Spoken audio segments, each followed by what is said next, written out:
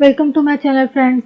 Thanks for joining है friends. आज का हमारा टॉपिक है कि नज़ले जुकाम के दिनों में बार बार नाक साफ करने की वजह से ये होता है कि जख्म या फिर बार बार इरिटेशन या खारिश होती है। इसके लिए आप क्या टोटका यूज़ कर सकती हैं, आज के वीडियो में आप ये जान पाएंगे। फ्रेंड्स, यहाँ पे रिक्वेस्ट करना चाहूँगी, प्लीज़ चैनल को सब्सक्राइब जरूर कीजिए। सब्सक्राइब बटन पर क्लिक कीजिए, साथ बेल आइकन पर भी क्लिक कीजिए।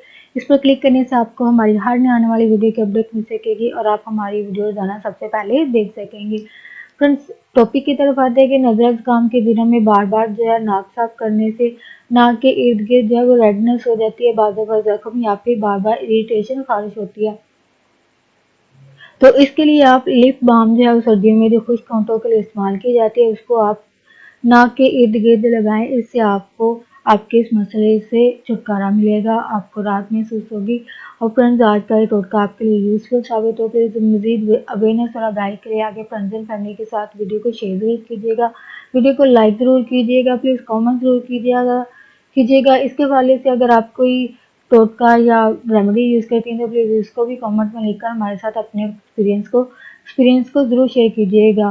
प्लीज़ चैनल को सब्सक्राइब ज़रूर कीजिएगा। Thanks for watching video.